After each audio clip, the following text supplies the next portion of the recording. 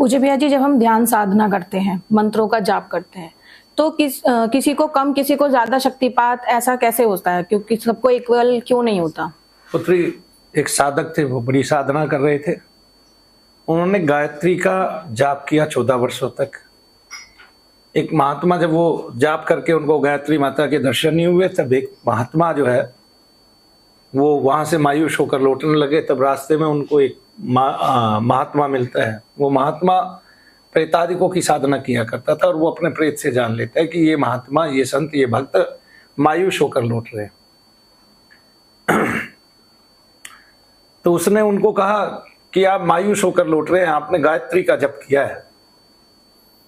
तो उसको झटका लगा। उसने देखा कि इसको कैसे पता चला कि मैं मायूस होकर लौट रहा हूँ और मैंने गायत्री माता के दर्शन नहीं किए और मैंने इतने वर्ष तक लगातार कठोर साधना की। तब वो उनसे पूछता है कि आप ये बात कैसे जानते हो? बोला, मेरे पास तो एक प्रेत है और मैं उसको सरकार मानता हूँ और प्रेतराज मानता हूँ, और वो जो है मुझे सब कुछ बता देते हैं और वो बड़े ही शक्तिशाली हैं, लोगों को बहुत ऊर्जाएं, बहुत शक्तियां प्रदान करते हैं और 2 ही दिन में प्राप्त हो जाते हैं। वो बड़ा प्रसन्न होता है, उसको उत्सुकता होती है और वो कहता है कोई बात नहीं, आप मुझे वो मंत्र बताइए, मैं भी उसका जाप करना चाहता हूँ।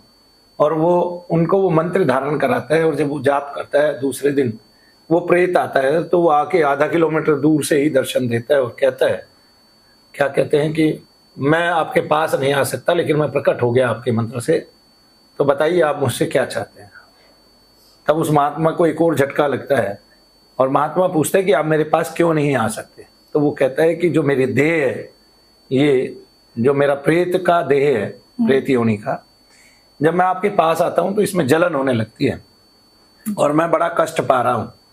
ठीक है, तो या तो आप मेरा त्याग करें और या मुझे फिर आप दूर से ही रखें और यही आज्ञा दें। तब वो उसको छोड़ देता है, कहता है मैं आपका त्याग करता हूं, आप चले जाइए। और वो फिर से गायत्री माता का साधन करने लगता है। 4-5 साल गायत्री माता आती है तो वो कहती है, वो क्वेश्चन करता है कि माँ, जब मैंने पहले 14 वर्ष आपकी साधना की तब आप प्रकट क्यों नहीं हुई?